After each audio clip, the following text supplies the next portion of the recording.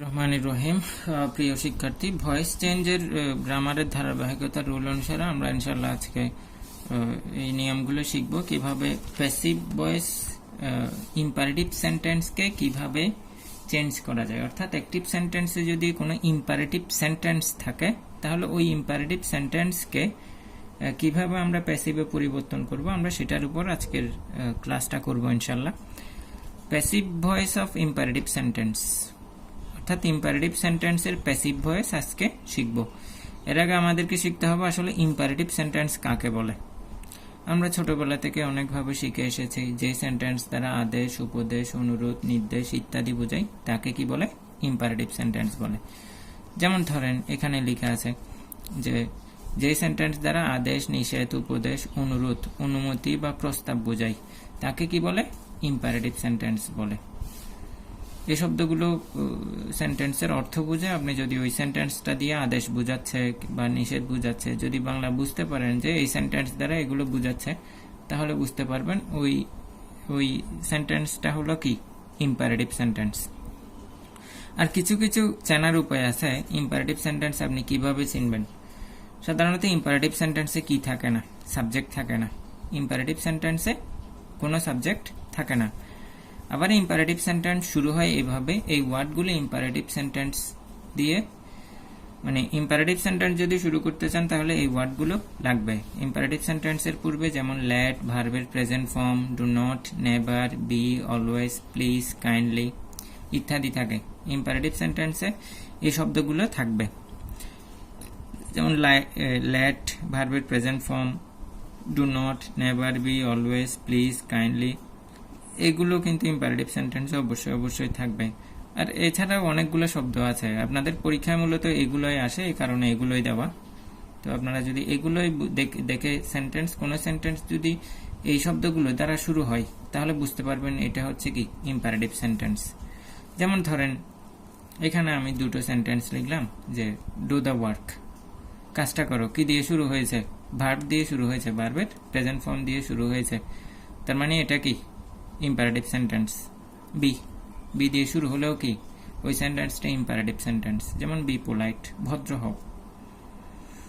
তো ইম্পারেটিভ সেন্টেন্সের ক্ষেত্রে এই ইম্পারেটিভ সেন্টেন্স এই পর্যন্ত যা দেখেছি, এই ইম্পারেটিভ সেন্টেন্স যদি পরীক্ষায় আসে, অর্থাৎ ইম্পারেটিভ সেন্টেন্সকে অ্যাক্টিভ ভয়েসে দেয়, আপনাকে যদি প্যাসিভ ভয়েসে রূপান্তর করতে বলে আর কি, এক্ষেত্রে আপনাকে 3 ধরনের নিয়ম আপনাকে অনুসরণ করতে হবে। কয় ধরনের নিয়ম বললাম? 3 ধরনের। এর প্রথম যে ফর্মুলা, আমি ফর্মুলা বলে লিখছি। যেমন ধরেন এখানে লেখা আছে, এখানে কি থাকবে? ফর্মুলা 1-এ ভার্বের প্রেজেন্ট ফর্ম থাকবে, তারপর কি থাকবে? অবজেক্ট থাকবে। ভার্বের প্রেজেন্ট ফর্ম, তারপর থাকবে কি? অবজেক্ট। যেমন ধরেন ঠিক এই যে এটার যদি আমি উদাহরণ লিখি, যেমন ধরি এই যে এখানে একটা উদাহরণ লিখলাম যে টেক ইট। দেখেন ইম্পারেটিভ সেন্টেন্স, ভার্বের প্রেজেন্ট ফর্ম আছে।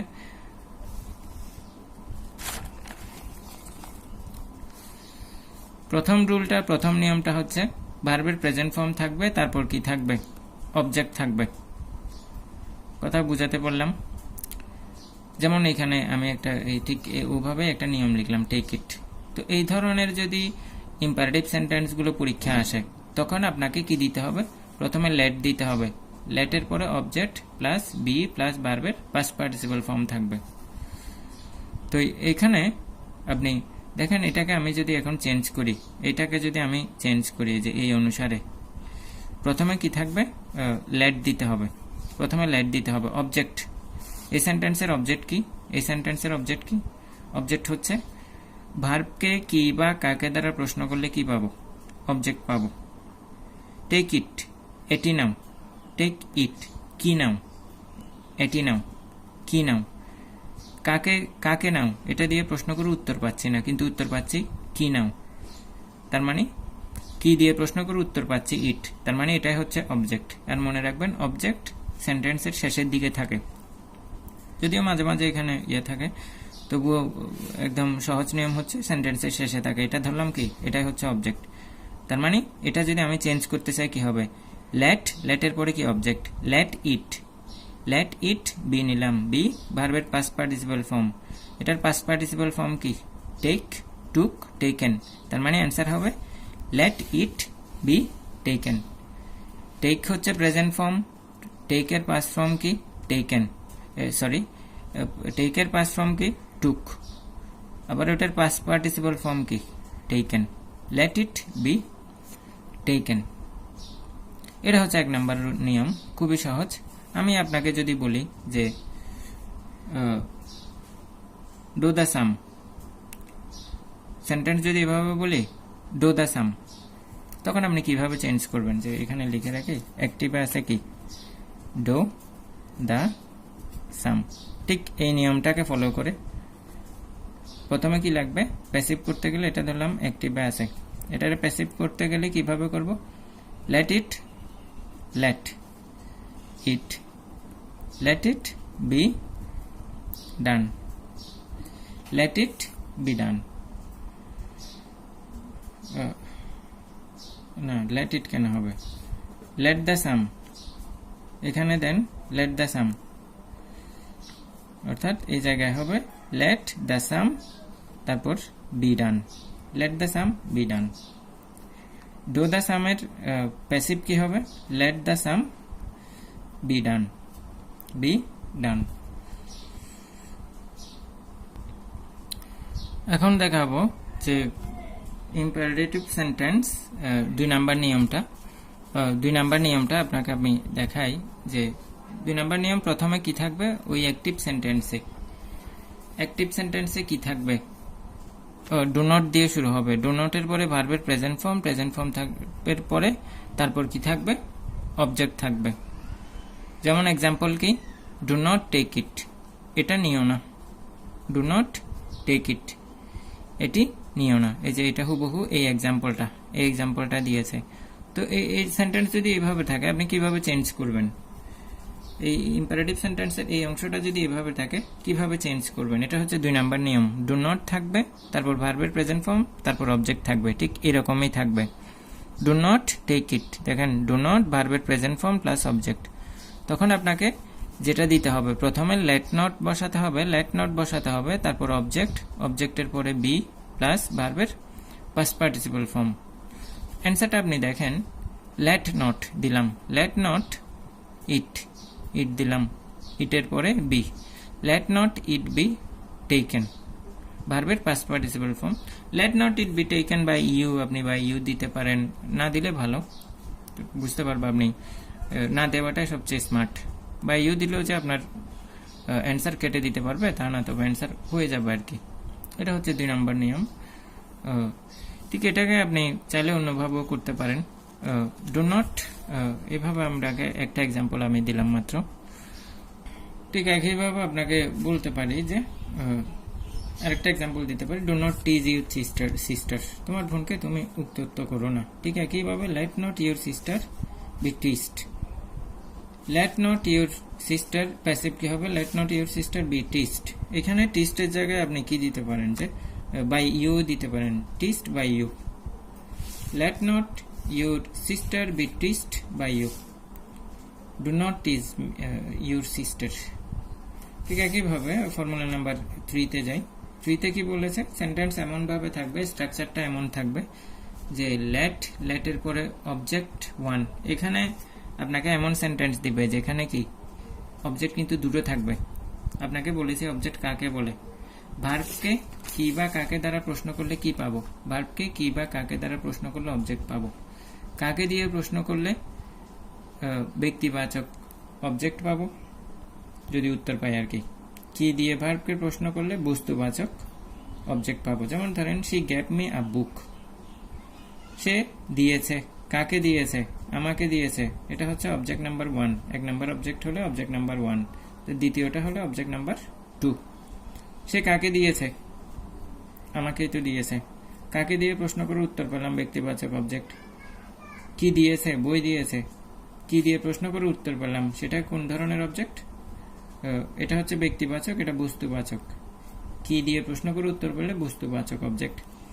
তো আপনি বিষয়টা লক্ষ্য করেন, কি বা কাকে দিয়ে যদি ভার্বকে প্রশ্ন করেন আপনি অবজেক্ট পাবেন। ঠিক একইভাবে এখানে দেখেন অবজেক্ট কিন্তু এই ধরনের সেন্টেন্সে দুটো থাকবে।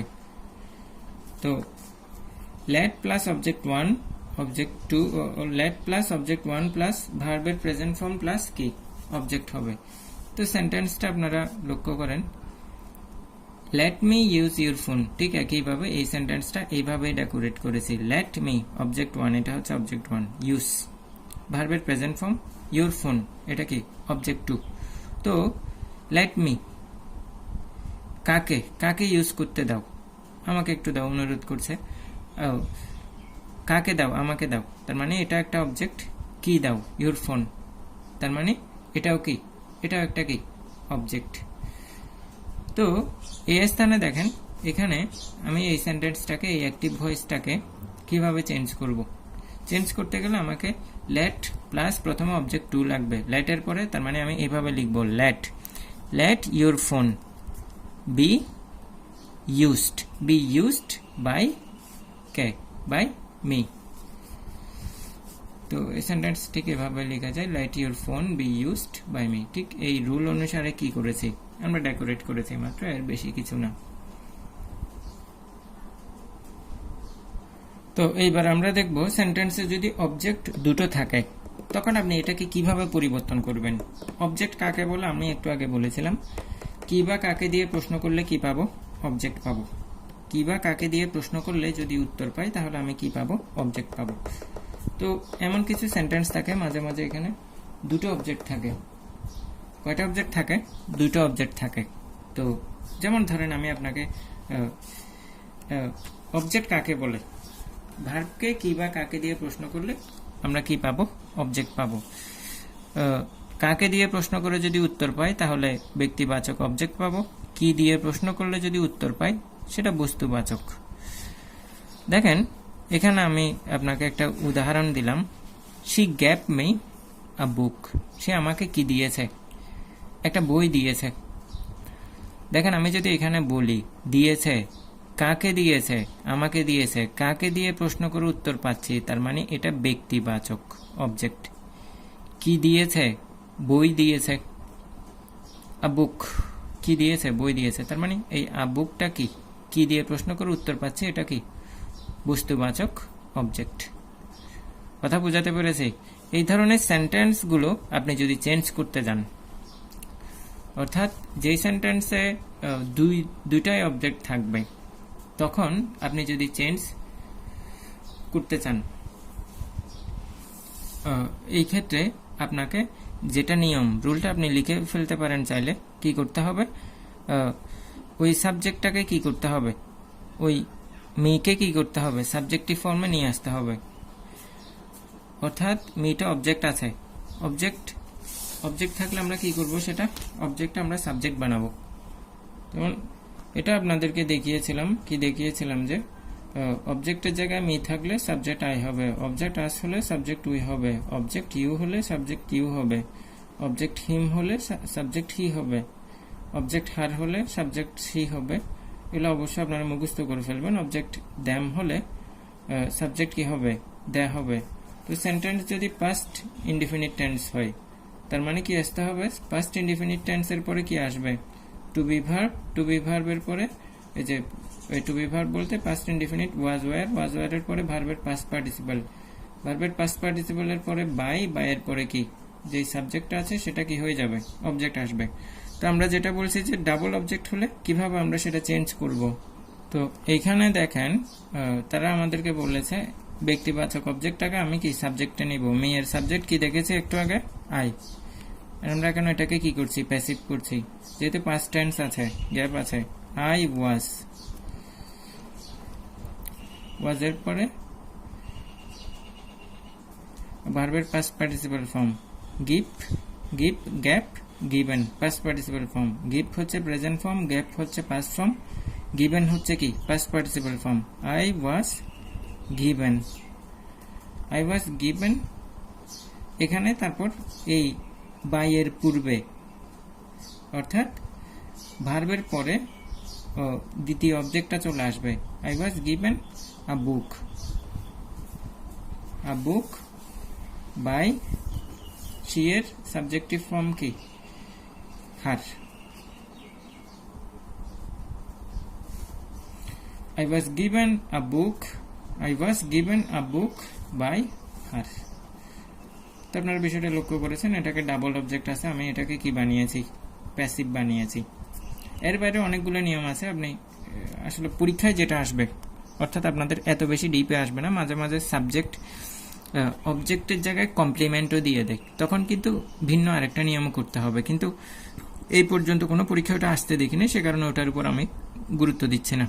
যেগুলো পরীক্ষায় আসবে বা ফ্রিকোয়েন্টলি আসছে সেগুলো আপনারা এক্সারসাইজ করলে ইনশাল্লাহ ওই জায়গায় আপনারা কি পারবেন, ইনশাল্লাহ সমস্যা হবে না। এর মানে আমরা শিখলাম ডাবল অবজেক্ট থাকলে বস্তুবাচক অবজেক্টটাকে আমরা কোথায় নিয়ে আসবো, সামনে নিয়ে আসবো।